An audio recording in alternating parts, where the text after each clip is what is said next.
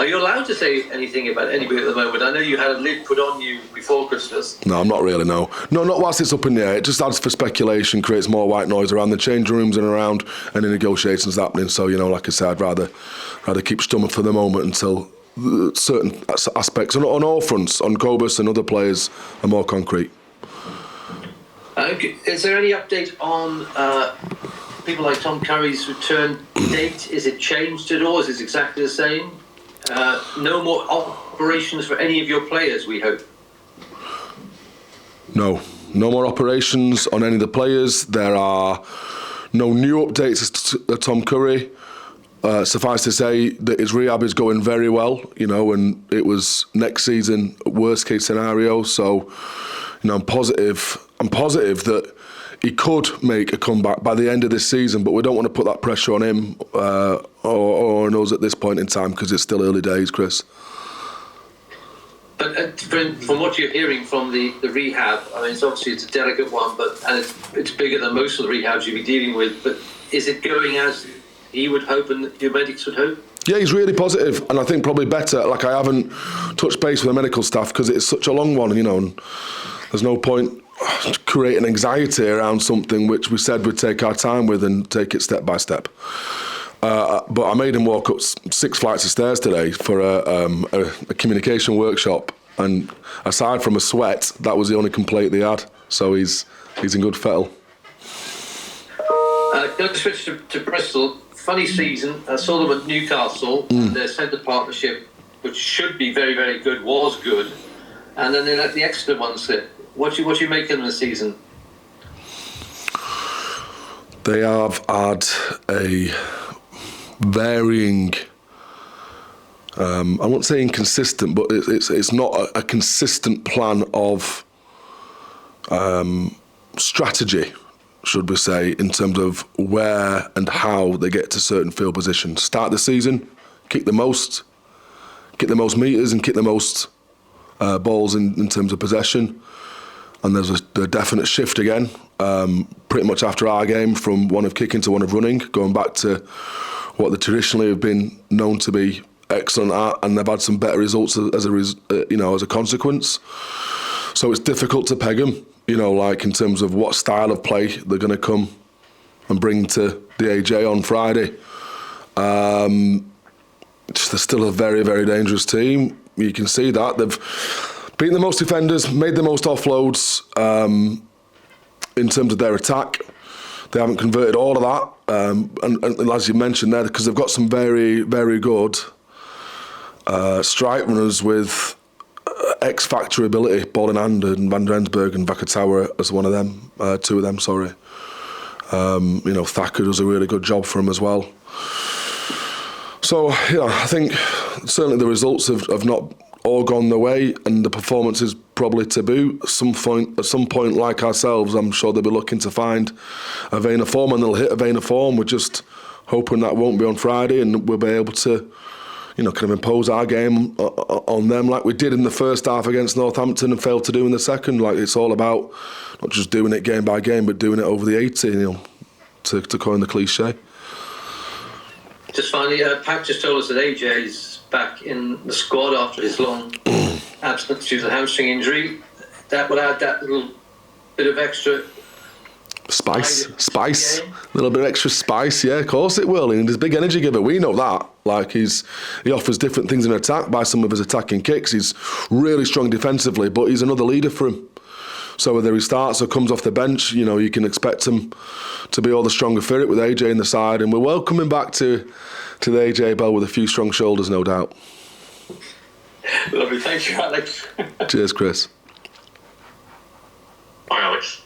Bill Matter announced as a signing for next season for Bristol. What does that say about the league, the fact that we are getting these big names now coming again?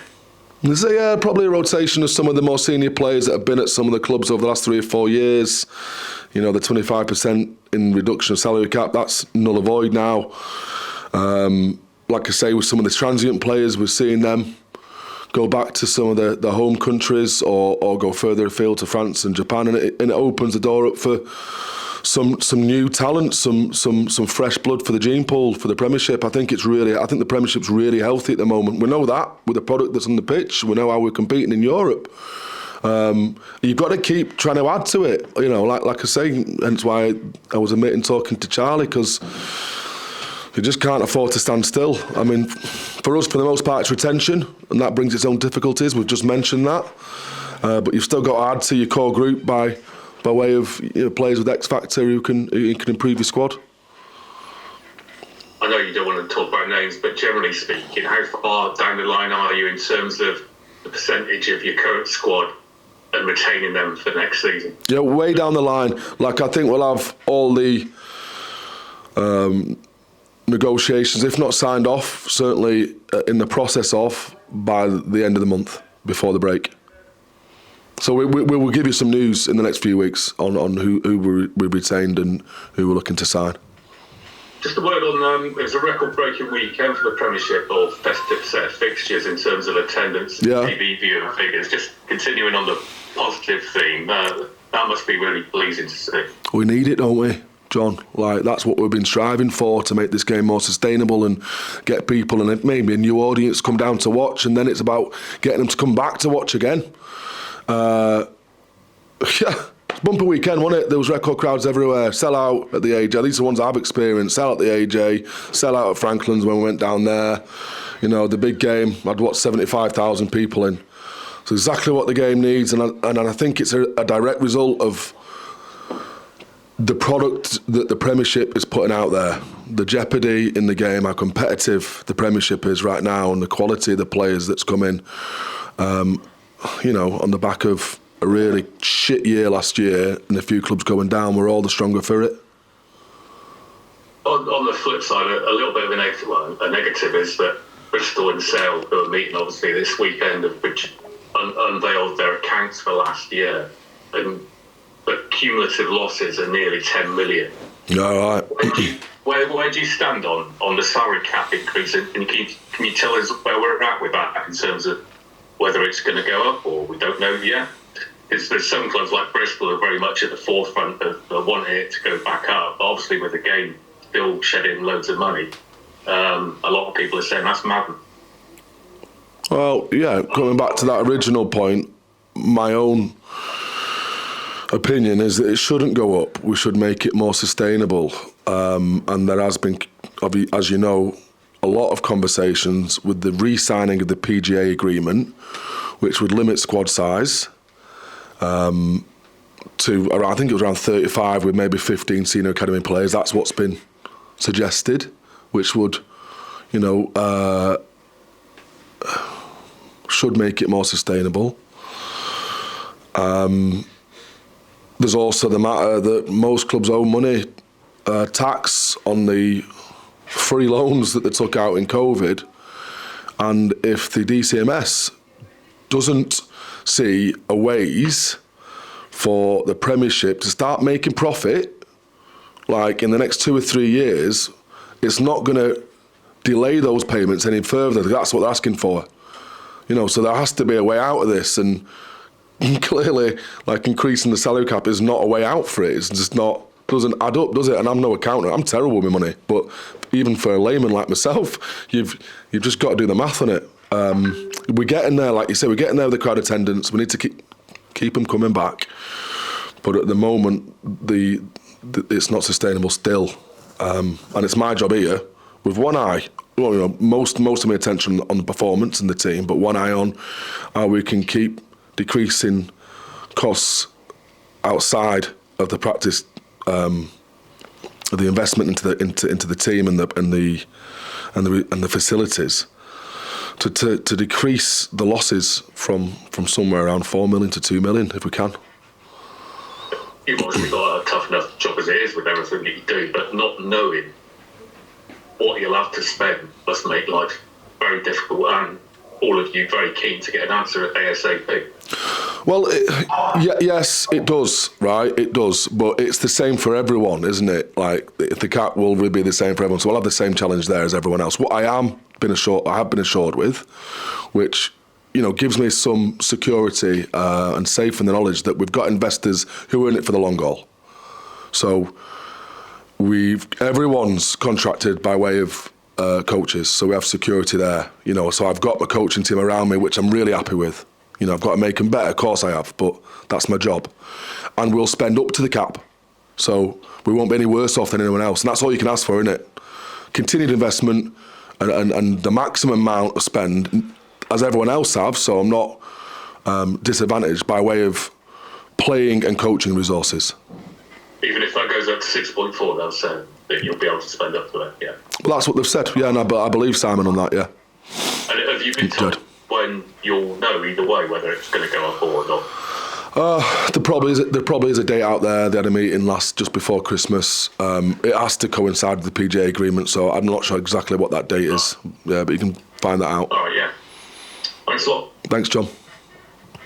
Afternoon, Al. Picking up on something you said to Chris about white noise, how much are players aware of rumours? How much do they take notice of gossip and stories out there?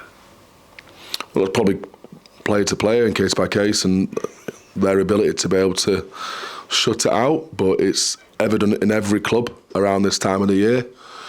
For those who are in negotiating, that's there. England opportunities, England selection, which has its ramifications on retention as well, because of the centralised contracts which are going to, or the hybridised contracts which are coming into play.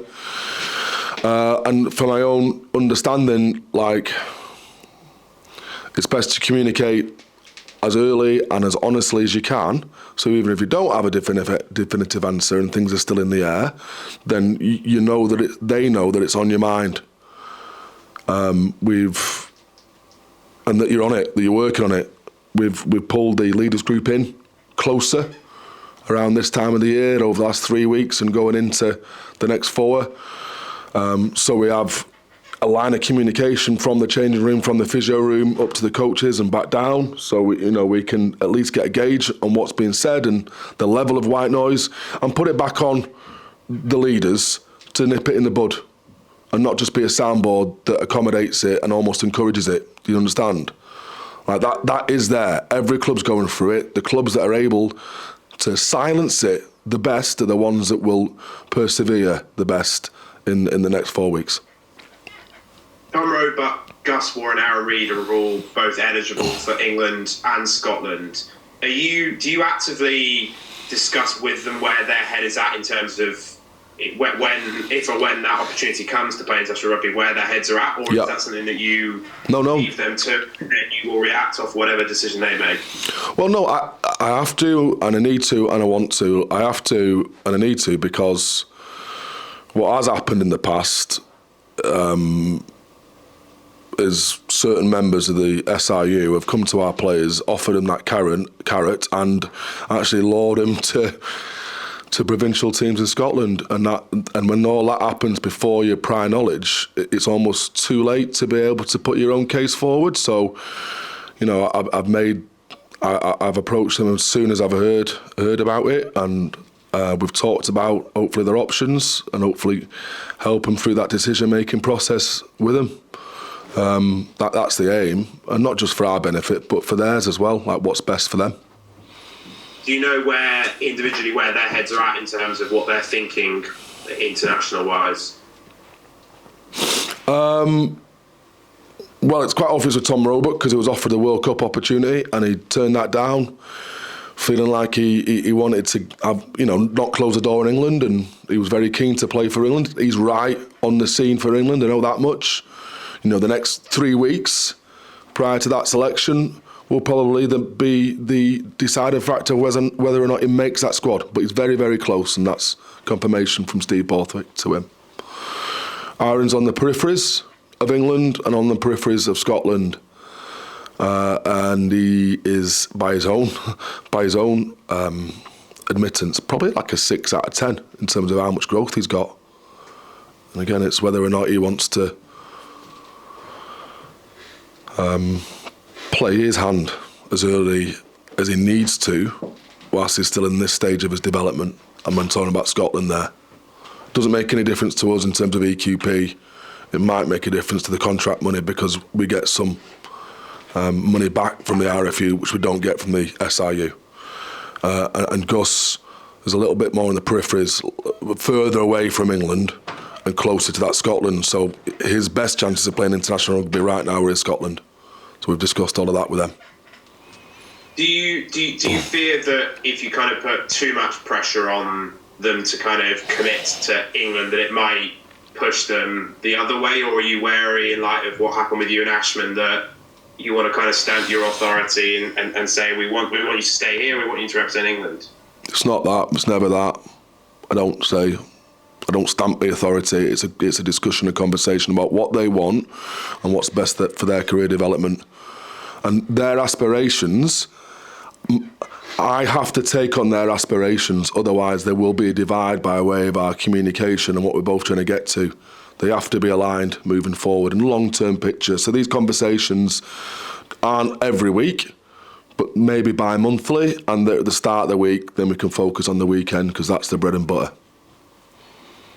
Are there any players that are close to or are available returning from injury, specifically thinking Simon McIntyre, Dan Dupree, are any of those guys ready to return yet? No. And, well, Dan's not too far off. Sizer probably a couple of weeks later. We could see Dan in the next couple of weeks. And Si probably after the South Africa trip. I would say, yeah, that's my understanding. Rest of the pack, Tom Ellis is kind of back in training. First week back next week.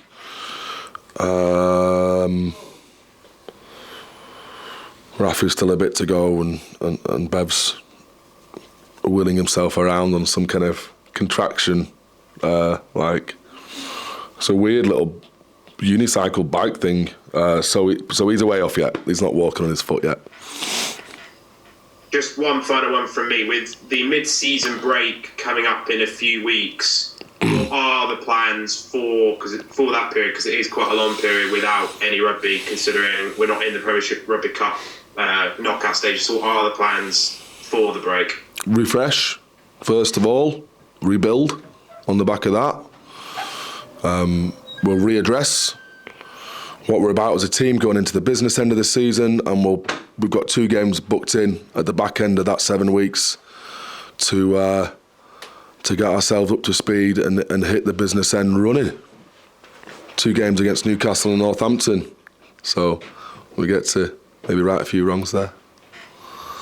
Are those both at home or one away, one at home? Newcastle at home, Northampton away. Right, great, thanks Al. Cheers, buddy. Alex, Liam here, how you doing? I'm good, thanks, Liam. How are you getting on? All right?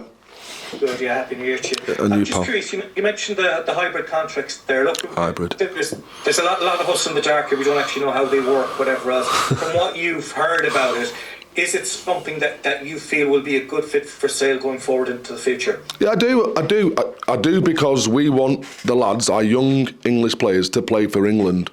We want that to happen, as I say, because it's their aspiration, Liam. What it does is take a bit of weight off us in terms of the salary cap, because you get allowances for that, and also in terms of their individual salaries, because they'll be guaranteed up to 160 grand a year, I think. So for many reasons, it works for us, and it helps us, and it rewards those teams that have, a larger contingent of English qualified international players. Yeah. If it's that good of an idea, why is it taking so long to come around? I mean, professional game now is 25 plus years old. You've been a while arguing your corner here with the RFU to get something over the line. I think the Premiership, the PRL as it is, and the Union, the rugby, the RFU have just seemingly been opposing forces, vying for time with the players, and it, for the most part, being a financial transaction as opposed to what's for the betterment of the game. Over the last 4 years since COVID, there's been a coming together of the game could die unless something is dramatically changes. Also, the agreement that was in place has been 8 years long, so we've been skipping through large periods, almost decades worth of seasons without the ability to change it, because contracts and agreements have been in place. Now we have the opportunity to make radical changes of this, which is one, and taking the best things from Ireland, from New Zealand, from all those centrally contracted unions where the lads are centrally contracted, and you've got more influence over them. They have a greater allegiance, I would say, to country than club, whereas at times it might have been the other way around in this country. We're able to hopefully close the gap a little bit just on that front. I mean, these are just things that are popping into my head right now. I've only been in this position. I've been of some influence, and I don't think I'm much influence, to be honest. Like, there's very little I can do that by way of up management that has effect, but it's seemingly like my understanding of the RFU, and this is not a negative thing, this is just because it's such a big organisation, 600 people work in it, steeped in kind of tradition, and people who have still there from the amateur period. It takes a long time for not just sense, but for things which are right to come to the fore and get actioned on. It has to go through a lot of people and a lot of conversations, and at that point sometimes the opportunity, the momentum's gone to make the change. That seemingly has been a bit of a shift recently, and I can feel it in terms of my relationship with the senior coaches, and long may that continue, and we look to make the game better, Liam. Okay, cheers. That's answer. Just switching the tack, George Ford, he's the only player who's come back from the World Cup with England who's still alive and kicking and is still part of your team selection. Unfortunately, injuries have caught up with you. How do you rate his form over the winter? How's he been doing for you? What way would you assess him heading back into hopefully with England selection again coming for Six Nations? How's George's form been? Well, consistently always high, innit? Like, he's one of them lads who his worst game and his best game, there's not a lot of difference. That's what makes him such a quality professional and asset to your club. In the games where we've played really well, he's been pivotal in terms of his tactical decision making and kicking. Like, I think no one can argue with that. He's the best in the game at that, barring Owen on his day, but Owen's out the question. Seemingly, I think he's come on as a leader. England do as well, so whether or not that has a factor. And certain aspects of his game, like which we're still looking to grow here at the club, are ones that I think he wants to improve upon. That is his ability to attack the line and not just shift the point of contact, to be a threat himself. And we've seen elements of that. I think his game's in good shape, generally speaking. Whether or not he's been at his best every week, I think that has also ebbed and flowed with our own form. So it's not totally to blame on that. He's got to be in with a firm shout, hasn't he? There's only two of them really for me to pick from. I think Finn Smith's been going well as well, but I think those two, with Marcus Smith and him, with the experience they've got and the variety that they can add in different ways, puts them as forerunners. Yeah, you mentioned leadership there. I'm just curious, has he said anything to you maybe in the last 2.5 months being back at Sale that would have grabbed your attention as a coach that you mightn't have seen? You might have had a blind spot in some area, and he called something there tactically wise that kind of enhanced the Sale effort on the pitch. Yeah, look, we focused, as I've said right at the start of the season, one of our big focuses this season has been our efficiency and effectiveness of communication. That's player-coach, player-player, stuff, and as a leaders group, how they're able to ascertain what's needed and thin slice the comms to the wider group. And there's been a few occasions where his reflection and honesty has forced us to grow, and a distinct lack of leadership, good leadership in Quins and Exeter, both highlighted, but particularly in the Exit game from him. They took that, and I'm taking it by way of my message in the week, but they're saying, no, we need to be better. And so, as a result of that, there is a more equal share of communication. Their communication is more intentional, so we have leaders on every session know what they're driving. And at the weekend, just an example at the weekend, he's like, look, 65 minutes in, 17-14 up. This is a pressure moment in a big game of which we are going to face again, hopefully, towards the back end of the season. And he's like, Al, I think the question we need to ask is, how can we be better as a leaders group? What kind of leaders group do we want to be in those moments? And that's driven from him. So that's how we opened up on Monday morning. And they've come up with solutions with that, which I'm really happy with. And it's player driven. That it's George Ford driven. That's very interesting. Now, Clips, a final topic for me. Asher, your young prop who's coming through there. I was covering the Under-20 World Cup out there in Cape Town. He scored a try against Ireland that day. Looked sensational in the first round. We watched him closely then over the rest of the tournament. Look, his progress since then with you guys, let's say, would you ever expect him to accelerate that quickly down the track and be where he is now, where he's been selected week after week in your matchday 23, and he's getting game time and he's getting rave reviews from certain people? What do you make of that progress, and why has it happened so quickly for him? Opportunity, first and foremost. Like, there's a lot of clubs who probably have players of his calibre that just don't get the opportunity, and there's a perception, particularly on the front row, that you don't earn your stripes because it's a kinesthetic skill. You can't scrum as well as what an experienced player can because they haven't had their head shoved up their arse enough times. So he's had an opportunity through Cooney going, through Sharkey getting, carrying because he's a little bit older, and through James Harper having some injuries, where he's been thrust, onto the big stage.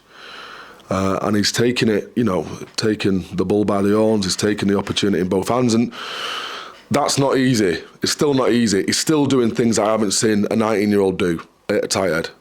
I'm talking scrum-wise here, let alone the fact that he's so dynamic around the park. No, that is exceptional, Liam.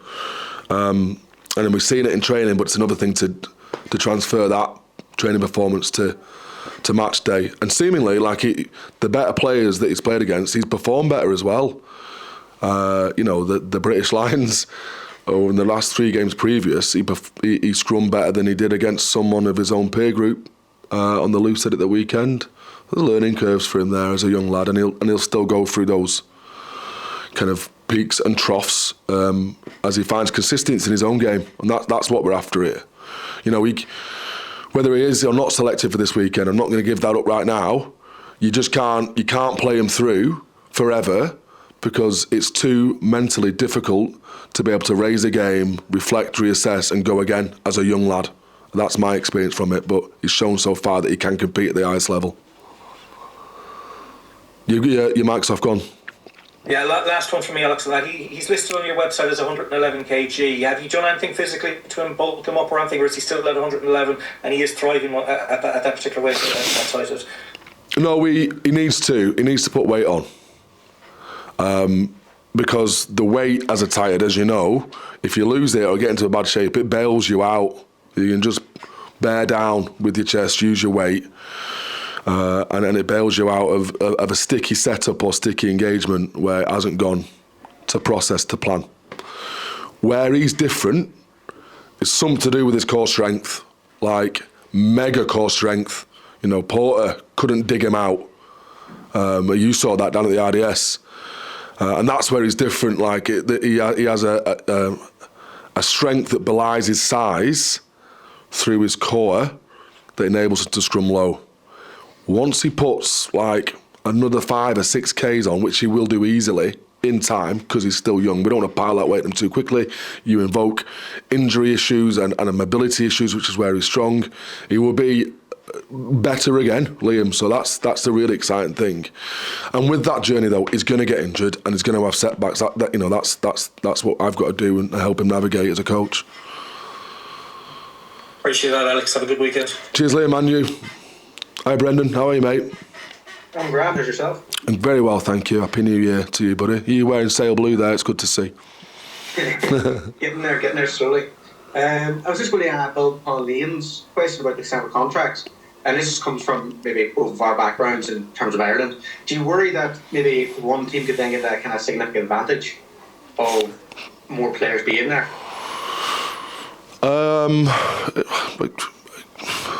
It's a thought. I wouldn't say it's a concern right now, because I think we've got 10 people who have had meetings with both. I think we're probably going to be one of those teams. I'd like us to be one of those teams. And if they do, they're doing something right with the system, aren't they? With the academy system and how it's directed towards what should be the main focal point of the game in the country, which is the international scene. That's where all the money is. That's where the main fan base is. So I think it should be directed towards that, and this gives you motivation to do it. Okay, fair enough. And then I'm just going to kind of, obviously, it's your first home game of 2024. Yeah. So it's a great big thing to have. It's also your last home game in the league before the Six Nations. No, we got Gloucester. That's away, is it not? Oh, away, yeah. Sorry, last home game, yeah. Just said that, yeah, it is, yeah. So kind of how important is it to kind of maintain the fortress kind of element of you haven't lost there yet? Touch wood, hopefully you don't. How important is that kind of going into this break at home? You haven't talked about the fortress stuff. I think you can put extra expectation on a group of lads for that. It has its advantages in terms of crowd, energy, just rocking up to a place where you can spend a night in your own bed, you not have to travel. So all those things that we haven't really factored in. What we have spoke about is this next month and our wider aspirations for the next month. This being the start of that month, which is pivotal for the club to set us up in the position we want to be for the business end of the season. So we've had a great deal of reflection, not just on this weekend, but the next 4 weeks as a whole. And I said to the boys, and they didn't know what it was, maybe because they're too young, they don't experience it, but Blue Monday, right? Third Monday of the month, most cases of depression reported in the NHS, and I'm just like, if you're lacking a little bit of motivation in the messy middle, because you're that far away from the start of the season, you forgot how exciting it was, and you're that far away from the end that you can't hold on and latch on to closing it out, you're not alone. Like, the world goes through this. But let's just fucking reframe it. Fuck dry January, let's have a wet one. We're off to the winter sun, we're off to South Africa. We've got 4 games in the European Champions and our own midding to make a real statement at the start of the year and put ourselves in a good place. Let's actually embrace this next month and make it the best month at the start of the year, and what a better time to do it. So that's the kind of language we've been talking about, and on the back of that, their reflections of where we are and their aspirations of where they want to be has been a big part of this week. Yeah, and kind of just one kind of final one, which is just building on your reflection thing. Like, at the start of the season, obviously the World Cup was there, but how do you reflect on how views have grown and the crowd support has grown throughout the year? That's a good one. I feel we're back up to where we were at this point last year. We were getting sellouts, weren't we, against Leicester last year? 10,000. So we're back to that point in time. So we've recaptured what we thought was a diminished crowd from the World Cup. We might have reached rugby saturation point, and we've got them back in. We're right with that, Steve. We're feeling a good place there, yeah. As a squad, like it's spinning plates. Like, it just feels like you get something right and then something else kind of drops off, and trying to keep those plates spinning is crucial. But just grow as a team, fast track our cohesion by way of our communication. As I say again, we've made some strides there. So I feel like it still feels fresh, Brendan. Like, for me, it feels like we're not scratching the surface of how good we can be, but we're striving and working hard to get there. And I'm enjoying coming into work and every week